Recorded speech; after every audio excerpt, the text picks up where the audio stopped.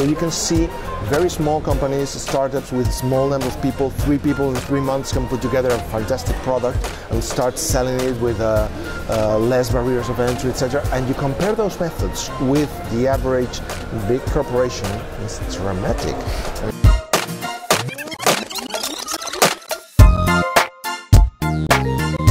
Hello, Enrique Dans. You are a very famous blogger in Spain.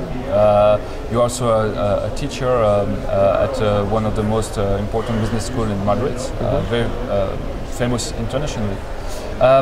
What we speak about in a globe called this is that companies have to be organized in another way because of a changing environment due to globalization and the internet. To what extent do you see that change happening, or that change being needed for companies? It's a huge change. I mean, the whole scenario is changing. So there's lots of discussions right now on very simple issues, like, for instance, should we agree? Should we allow our workers to use, for instance, social networks? What are you buying from your workers? Are you buying their time on a chair? So just sitting there or doing something, supposedly something, but or you buy in their mental, their mind, their intelligence. So, well, people can introduce pauses when they are working. People can work in a self-controlled environment. They can work from home. The technology allows people to work from many different places. So there's no issue. I mean, the whole fact that there is a discussion about that makes us see that there's some misunderstanding there. You said there is a misunderstanding, but is there an evolution? It's really slow. We are still managing corporations in the same way they were managed in the Industrial Revolution. So we are still buying time instead of buying real outputs. We are still fixing people to a given environment or to a chair, and we are not being able to introduce. It's funny because if you think about it, many workers right now in companies have better facilities to work at home, better computers at home than the computers that we ourselves give them in their positions in the company. So it's. And how does it affect the performances and the results of this company, would you say today? This inadequation between the current time, the current needs and imposed by the environment, economical environment, and the fact that they still manage, there are companies managed in the way you described.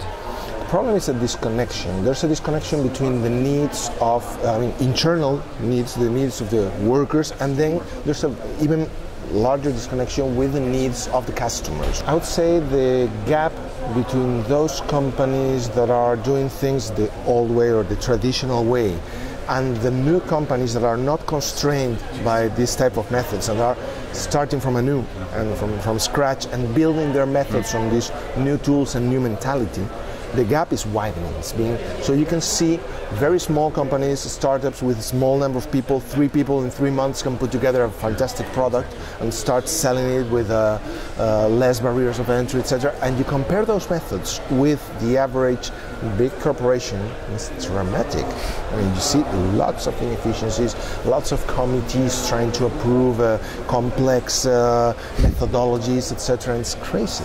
What would you recommend? That a big corporation be managed and run like startups? That's the way to fix the thing?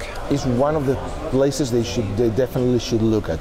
I mean, they should take a look at the methodologies, the way, for instance, information technology is working on those companies versus the typical IT department in a large corporation, which is normally a constrainer, trying to avoid things or trying to avoid change.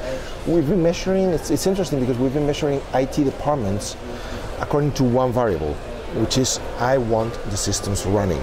I don't want anything to fail. So if you measure someone according to the variable, what do you expect that person to do?